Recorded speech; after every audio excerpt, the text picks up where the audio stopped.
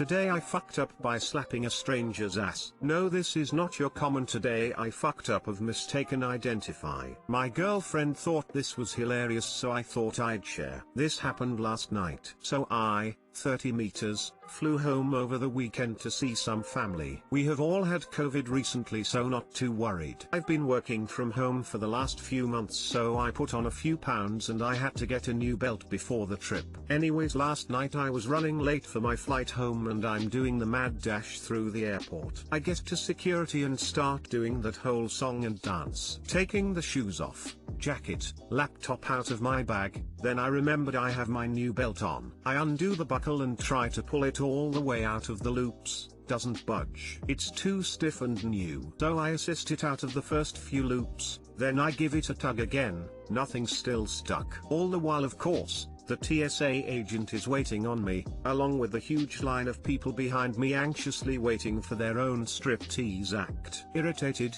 I give the belt one more hard tug, and it whips out of my pants and slaps the man's ass in front of me. You know how the lion tamers will pop their whip for show, or the boys on the locker room will pop each other with their towels? I just did this to a man, with some gusto, I might add, that I do not know. He was actually a pilot in his uniform. He whips his head around to look at me with shock. TSA agent is cackling, I'm standing there with my mouth open stunned. I apologized profusely and he was understanding. Then we stood awkwardly next to each other for probably another, long, 10 minutes. Anyways, I think we were both grateful to get out of that line. TLDR, I pulled my belt out of my pants with gusto, which resulted in me slapping another man's ass with it. Edit. Wow. Guess I need to add that COVID was 3 months ago and we are not contagious anymore. Yes, I am aware that you can get it again, but from what I've read, chances are low, this soon after having it. I was visiting my dad, who is leaving the country for 4 years. I wouldn't have traveled otherwise. Sheesh. And you didn't even buy him a drink first. I wish I wouldn't have been too shocked at the situation, to have thought of this line instead of an apology, lol. I don't think gusto is used enough. Haha, glad you appreciated it. I agree. I got ass slapped a few days ago while topping off my soda at a fast food place. As it happened, I heard Dad, I have no kids, turned around and saw the true look of horror on some 5-year-old's face, and he almost started to cry and ran away. His dad was 10 feet away, ordering, while wearing the same shade of jeans and also a grey hoodie. He apologized to me while laughing, and I was laughing too. One time around 5 years old, I thought my mom was behind me on the line at McDonald's, so I turned around and hugged a complete stranger around the knees and said, I love you, mommy. To this day I lose sleep over that. Happy for you that the pilot was good-natured about the ass popping. Could have dropped it like it was hot. He didn't even get a safe word. Remember, safe, sane, consensual. Today I fucked up by helping a guy hear his wife cheating on him. I received a very panicked call yesterday afternoon while I was sitting at my computer in my boxers sipping on some of that pod coffee. Is this Marmalade recording studio? For background, I'm a self-employed audio engineer who mostly records local musicians out of my apartment studio, and potential clients, and as you'd imagine, are usually artists or bands who want to record their music. However, every so often I get other requests, such as recording audio for a local radio commercial, or being asked to improve recordings they have done themselves, such as in today's case. Hi, is this Marmalade recording studio? It's 4 PM and I am not much in the mood to record any new clients, but he proceeds to inform me he is outside the studio right now and just needs me to clean up some audio he recorded on his phone. Tell him that he can email it and I'll return it the next day. But that wasn't going to work with Joe here. He sounds desperate as he explains, I have been suspicious that my wife has been cheating on me with our neighbor. He proceeds to tell me how he started an audio recording on his phone, hid it in his bedroom, and left for work. When he returned later, the phone had recorded nearly 6 hours of audio. He got back in his car and sat in his driveway for a minute, composing and preparing himself, connected his phone to Bluetooth and began playing this recording, while driving around aimlessly. He says he thinks he is hearing his wife moan and potentially a male voice is in there as well and needs to the audio improved so he can be sure. He lives 2 hours south of me and said he got off the freeway and googled recording studio and I was the first one that popped up. Geez, I can't say no. I tell him to stay, I'll come meet him outside and we'll get this audio cleaned up a bit. Joe here seems like a good enough guy, though very emotionally distraught. I'm filling up a glass of water for him before we sit at the computer. He's just giving that stare at the wall, that mindless stare, and I lead him into the studio room. He airdrops me the audio file, and sure enough it's 6 hours long. My immediate thought is I'll clean up the audio and I'll see in the waveform where it gets louder. He is just sitting there in disbelief. A few minutes later,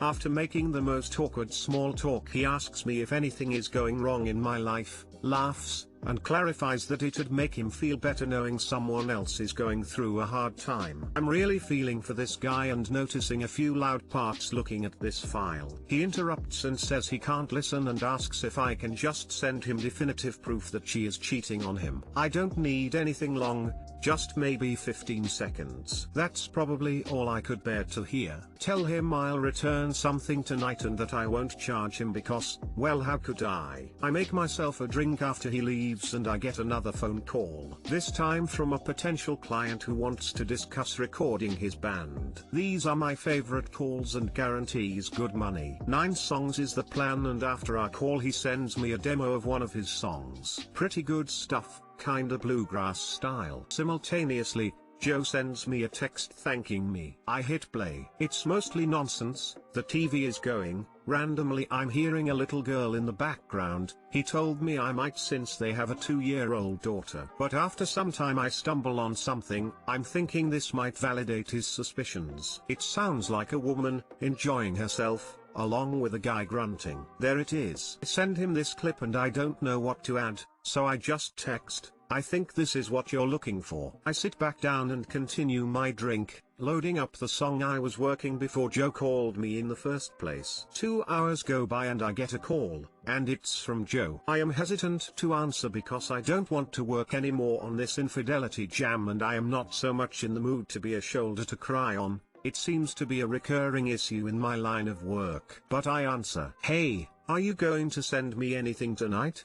He asks. I'm a bit confused and tell him I texted him a while ago. He checks his phone and says he didn't get anything from me. My heart sinks. I know I sent that audio to someone. I tell Joe I'll send it right over. I'm dying to get off the phone to figure out who received a 15 seconds audio clip of screaming infidelities. Damn it. I sent it to the bluegrass guy. This guy sends me a cool demo and I replied with sex sounds. I decide I should probably follow up that text and I write to him saying whoops, wrong person, and I am just laughing my ass off, thinking that might smooth things over. I proceed to send the audio over to Joe. Then I remember Joe is likely going to be crying himself to sleep tonight. Bluegrass guy never responded and Joe wrote back 10 minutes later saying thanks. TL, doctor, a bummed out dude secretly recorded his wife banging another guy and asked me to clean up the audio and send him a short clip from the recording. I accidentally sent that recording to a potential client who never responded after I said whoops, wrong person.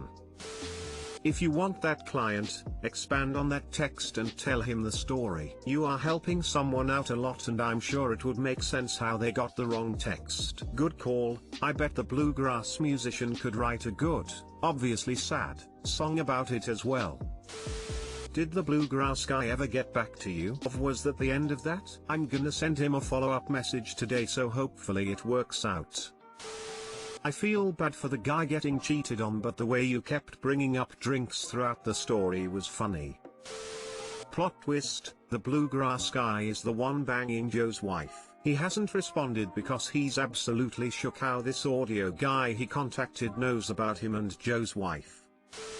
The definition of today I fucked up. Today I fucked up. I once loudly blurted out MMMMEEERRRRYYY Christmas. When the judge in charge of my court case told me my sentencing date was December 23rd. My pre-sentencing date. 3 lawyers, stenographer, clerk of courts, and judge were in the room. Super quiet when no one was talking. I had been arrested with 6 ounces of marijuana and the charge carried possible prison time, with a modifier of being on or near school grounds. They had caught me at midnight, pulling up to my house, which was, admittedly, across the street from a school.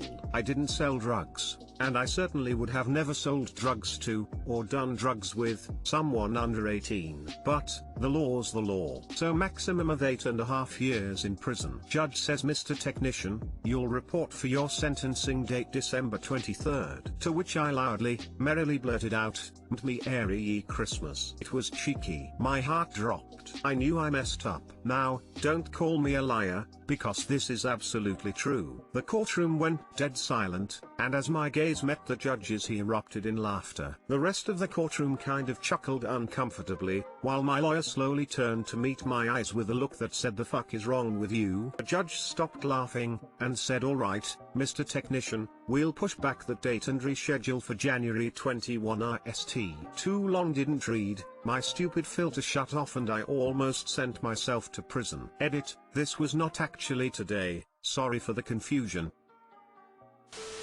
So how much time did you get in the end? Super surprisingly, 2 years of probation. Ended up sitting in jail about a week through the whole thing. First offense of any sort, really. Not much to speak of since, happy to say.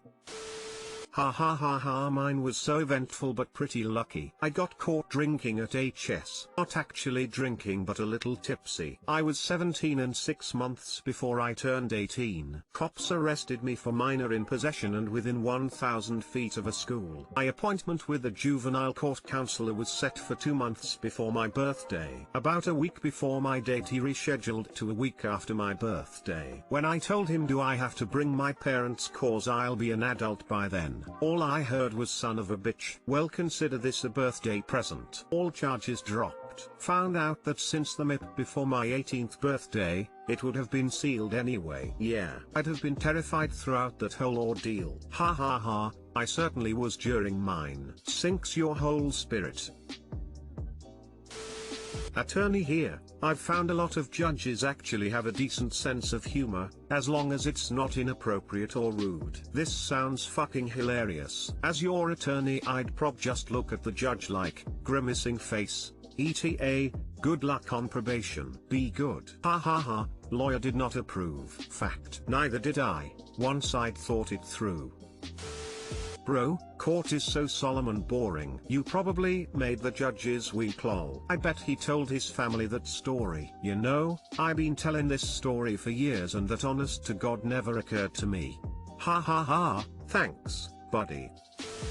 That's hilarious. Had similar situation but with a police officer booking me for a couple joints when I was 19. It was a small town and the PD thought they were cleaning up the town, so they were super asses. He booked me and said, "Your court appearance is October 22nd. I laughed and said, "Well, happy birthday to me." His neck snapped so fast you could hear it crack and he said, "You getting smart with me?" I laughed and said, "Nope. That's really my birthday." He gave me that look like, "Is this guy fucking with me?" and I sighed and said, "You have my license. You just used it to write my info down including my date of birth." He looked back at it for a couple seconds and laughed and said, "Son of a bitch, it is your birthday. I'll see if the judge can get you a cupcake." Then he looked at his partner and said, "Lock him up." Guy was a dick, but 30 years later I laugh about it. "I'll get the judge to get you a cupcake." Lock him up, Bob. Best thing ever.